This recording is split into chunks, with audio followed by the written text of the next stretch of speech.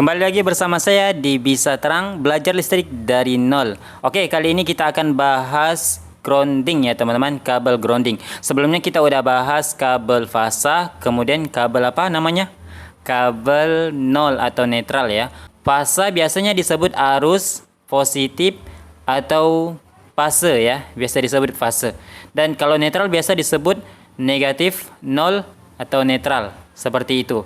Udah paham ya teman-teman ya? Kalau misalkan belum paham, ulangi lagi untuk videonya.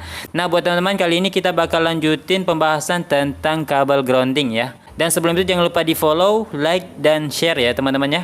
Jadi kabel grounding ini atau biasa disebut kabel arde, pembumian ya, nama juga grounding ya, pembumian atau di dalam tanah ya. Jadi itu kabelnya ditancapin di dalam tanah sekitar 1,5 meter atau 2 meter ya, agak dalam lebih bagus. Nah, untuk dari KWH ke kabel grounding yang ditanam itu sekitar 2 meteran ya teman-teman ya, seperti itu. Nah, biasanya tuh warna kabel grounding itu warna kuning, strip warna hijau, begitu ya. Dan kabel grounding ini tuh sangat berperan sekali di dalam rumah teman-teman ya.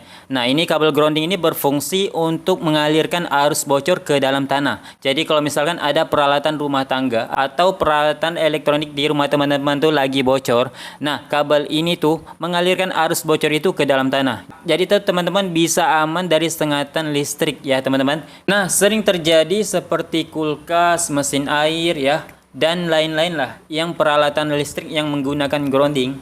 Nah, kalau nggak dikasih grounding itu bakalan bisa membuat kita kesetrum ya teman-teman ya, kalau nggak ada grounding ya. Kabel grounding ini ya mengalirkan arus bocor. Misalkan ada peralatan teman-teman di rumah lagi bocor, misalkan kayak kulkas ataupun mesin air. Nah, misalkan ada bocor, nah jadi kebocoran itu langsung dialirin ke tanah ya teman-temannya, seperti itu.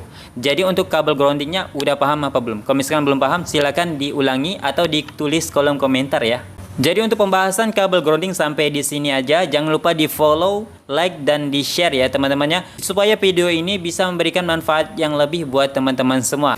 Belajar listrik dari nol di Bisa Terang.